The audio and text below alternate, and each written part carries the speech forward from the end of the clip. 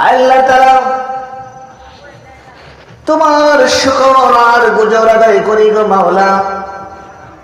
চাইতে না চাইতে তুমি আখির জামানা পয়গম্বর নবী মুহাম্মদ রাসূলুল্লাহ সাল্লাল্লাহু আলাইহি সাল্লামের উম্মত বানিয়েছো। চাইতে না চাইতে এই ইসলামের মধ্যে আমাদের শামিল করে দিয়েছো। জোরে বলে সুবহানাল্লাহ। আমার নবীর শান, আমার নবীর মান হচ্ছে বিশাল বিশাল, শেষ আরশে আজিম পর্যন্ত। আল্লাহ পাক ঘোষণা করে দিয়েছেন, ওমা আরসালনাকা ইল্লা রাহমাতাল লিল আলামিন। আল্লাহু আকবার। আমার হাবিব, আমার বন্ধু, শুধু এক আসমান আর জমিনের জন্য আপনাকে আমি আল্লাহ রহমত করে পাঠাই নাই গো আমার হাবিব। আমি আপনাকে 7 তবক আসমান আর 7 তবক জমিনের জন্য রহমত স্বরূপ পাঠিয়েছি। 7 তবক আসমান আর 7 তবক জমিন। তাহলে কি রহমত? এই ঘোষণাটা আল্লাহ সুবহানাহু ওয়া তাআলা তিনি ঘোষণা দিয়েছেন। এটা কোন পৃথিবীর বাদশা, আমেরিকার ওই স্টাম্প, নবনির্বাচিত ডোনাল্ড ট্রাম্প নয়, কিংবা ওই রাশিয়ার প্রেসিডেন্ট ভ্লাদিমির পুতিন নয়, বাংলার প্রেসিডেন্টের কোনো খবরই নেই আছে। এই ঘোষণা দিয়েছেন 7 তবক আসমান আর জমিন যিনি সৃষ্টি করেছেন তিনি হলেন আল্লাহ। ওই আল্লাহ রাব্বুল আলামিন জানিয়ে দিলেন, तमाम পৃথিবীর মানুষদেরকে জানিয়ে দিলেন, আমি 7 তবক আসমান আর জমিনের জন্য আমার পয়গম্বর মুহাম্মদ রাসূলুল্লাহ সাল্লাল্লাহু আলাইহি সাল্লামকে রহমত হিসেবে পাঠিয়েছি।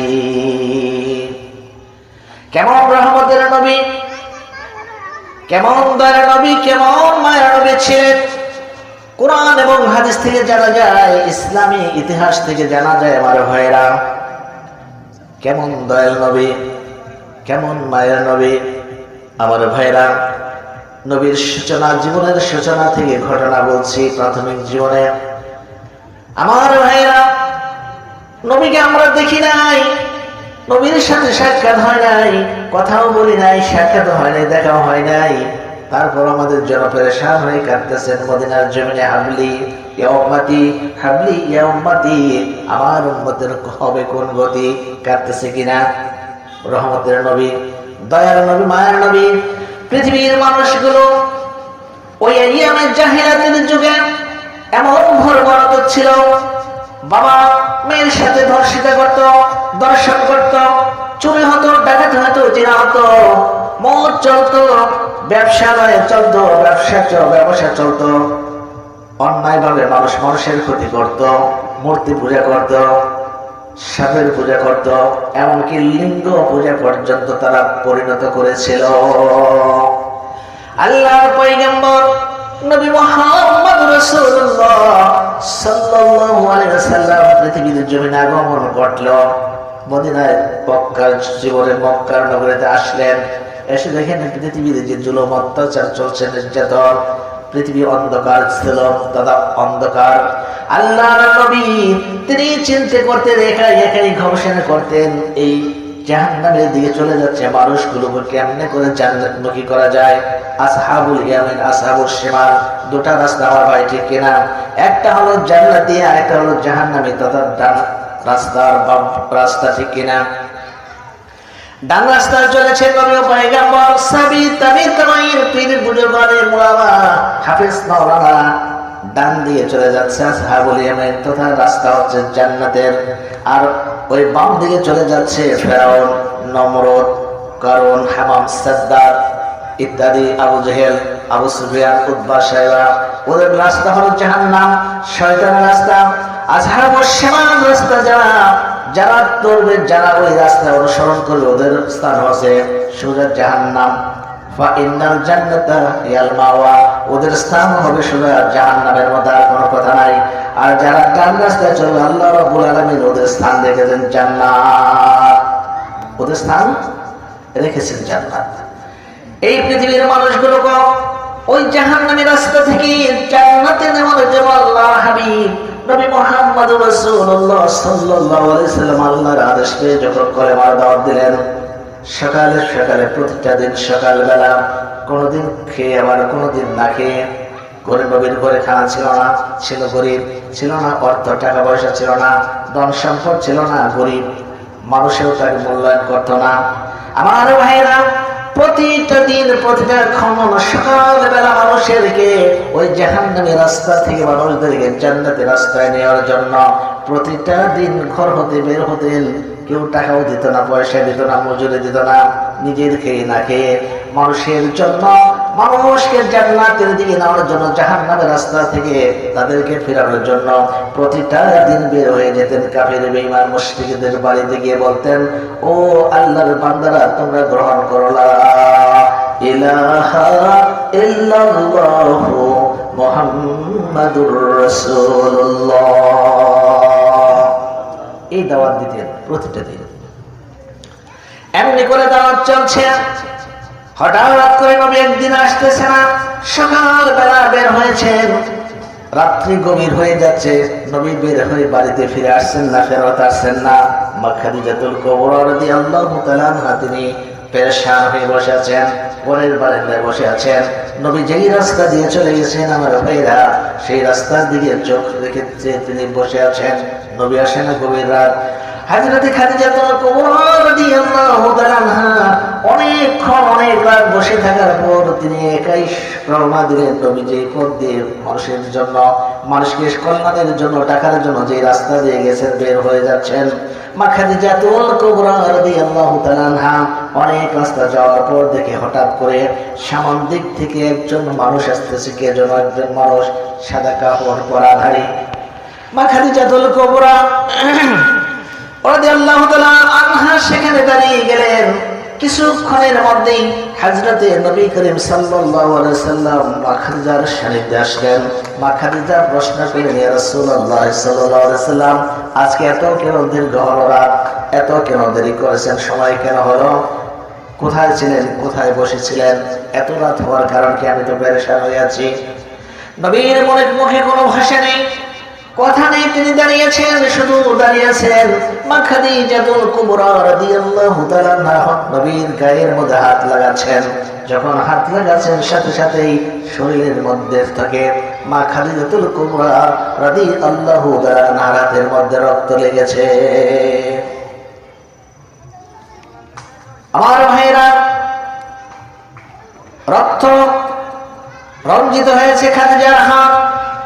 আবার সেখান থেকে হাত আমার অন্যত্র, শরীরের অন্যত্র দিয়েছেন, আবার কোথাও শান্ত হয়ে গেছে। এবার খাদিজাতুল কুবরা রাদিয়াল্লাহু তাআলা আনহা বলেন, ও আল্লাহর পয়গম্বর, ইয়া রাসূলুল্লাহ সাল্লাল্লাহু আলাইহি ওয়াসাল্লাম, শরীরটা এত ক্ষত বিক্ষত কেন, শরীরে রক্ত কেন, গায়ের জামা রক্ত কেন পরিণত হয়েছে, একটু বলুন। আল্লাহর নবী কথা বলে না। আমার খাদিজা আবার প্রশ্ন করলেন, কারণ কি, আমাকে খুলে বলুন। আল্লাহর নবী চোখের পানি ছেড়ে দিয়ে কয়ে, খাদিজা রে, তুমি কি জানো না, এই জাহান্নামমুখী মানুষগুলোকে আমি জান্নাতে নেওয়ার জন্য প্রতিটা দিন কলেমার দাওয়াত গিয়ে পৌঁছাই কাফের মুশরিকদের বাড়িতে। ও খাদিজা, আমার দাওয়াত কেউ মানে না, কেউ শোনে না, কেউ আমাকে গালাগালিজ করে, কেউ কবি বলে, কেউ পাগল বলে, আবার কেউ পাথর মেরে মেরে আমার শরীরটা রক্তাক্ত করে দিয়েছে, আমার শরীর রক্তাক্ত করে দিয়েছে। মা খাদিজাতুল কুবরা রাদিয়াল্লাহু তাআলা আনহা বলেন, আল্লাহর পয়গম্বর, কাফির বেঈমান মুশরিকরা আপনাকে এমনি করে মেরেছে, শরীরটা ক্ষত বিক্ষত করে দিয়েছে। সেখানে কি আপনার কোনো ভাই বেরাদর ছিল না? ছিল নাকি আপনার কোনো চাচা জ্যাঠা, কোনো ভাই বেরাদর, পাড়া প্রতিবেশী কি কেউ ছিল না? কেউ কি এটার প্রতিবাদ করে নাই? চোখের পানি ছেড়ে দেয় আপনার আর আমার নবী চোখের পানি ছেড়ে দিয়ে বলে, খাদিজা রে, সেটাই ছিল আমার ভাই বন্ধুগণ, আমার ভাতিজা, আমার বংশীয় মানুষগুলো ছিল রে খাদিজা। অপরাধ একটা, কলেমার দাওয়াত দেওয়ার অপরাধে আমার আপন মানুষগুলো আমার শত্রু হয়ে দাঁড়িয়েছে।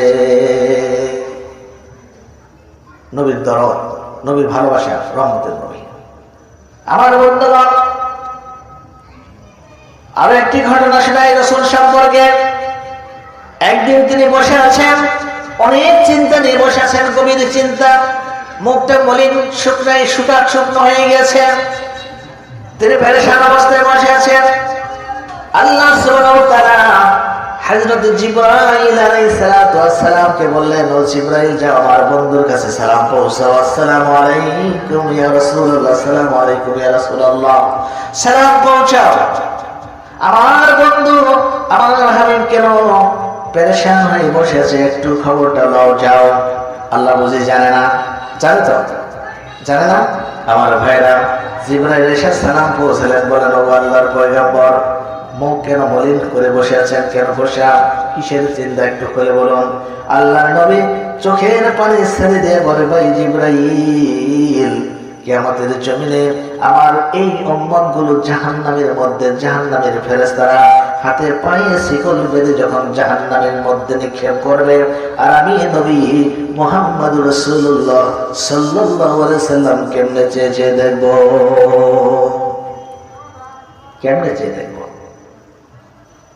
নবী মুহাম্মদ রাসূলুল্লাহ সাল্লাল্লাহু আলাইহি ওয়াসাল্লাম হযরত জিবরাইল বলেন, ও আল্লাহর রাসূল, মেহেরবানি করে একটু দাঁড়ান, একটু সোজা হয়ে দাঁড়ান। আল্লাহর পয়গম্বর দাঁড়ালেন, বসা থেকে দাঁড়িয়ে গেলেন। এবার জিবরাইল বললেন, ও আল্লাহর পয়গম্বর, মেহেরবানি করে আমার সাথে একটু হাঁটুন, চলেন যাই। আমার ভাইয়েরা, কিতাবের মধ্যে লেখা আছে, কিতাব প্রমাণ করে, আল্লাহর পয়গম্বর আর নবী মুহাম্মদ রাসূলুল্লাহ সাল্লাল্লাহু আলাইহি ওয়াসাল্লাম আর জিবরাইল আলাইহিস সালাতু ওয়াস সালাম দুজন হেঁটে যাচ্ছেন রাস্তা দিয়ে। কথোপকথন চলছে, দুজনের মধ্যে কথাবার্তা চলছে। যাইতে যাইতে একটা গোরস্থানের পাশে গিয়ে দাঁড়ালেন, যে গোরস্থানের মধ্যে দাফন করা হতো বনু সালামা গোত্রের মানুষদেরকে। হাঁটতে হাঁটতে একটা গোরস্থানের পাশে গেছেন, ওই গোরস্থানের মধ্যে বনু সালামা গোত্রের মানুষদেরকে দাফন করা হতো। সুবহানাল্লাহ। হঠাৎ করে হযরত জিবরাইল আলাইহিস সালাতু ওয়াস সালাম ডান হাত দিয়ে একটা কবরের মধ্যে আঘাত করলেন আর বললেন, কুম্বি ইসমিল্লাহ, ও আল্লাহর গোলাম, ও আল্লাহর বান্দা, আল্লাহর অর্ডার হয়ে গেছে, আর কবরে থাকতে পারবে না, তুমি কবর থেকে বেরিয়ে আসো, কবর থেকে বেরিয়ে আসো। এই কথা বলার সাথে সাথেই কবরটা ফেটে গেল, দুবার হয়ে গেল। কবর থেকে একজন সুন্দর মানুষ, একজন সুস্থ একজন মানুষ, সুন্দর আকারের মানুষ, সুন্দর পোশাকধারী মানুষ বের হয়ে আছে আর বলতেছে, আশহাদু আল্লা ইলাহা ইল্লাল্লাহু ওয়া আশহাদু আন্না মুহাম্মাদান আবদুহু ওয়া রাসূলুহু। আমি সাক্ষ্য দিচ্ছি, আল্লাহ ছাড়া কোনো মাবুদ নাই, আল্লাহ ছাড়া ইবাদতের উপযুক্ত আর কেউ নাই। আমি আরো সাক্ষ্য দিচ্ছি যে হযরত নবী করিম সাল্লাল্লাহু আলাইহি ওয়াসাল্লাম হচ্ছেন আল্লাহ তাআলার বান্দা ও রাসূল। সুবহানাল্লাহ।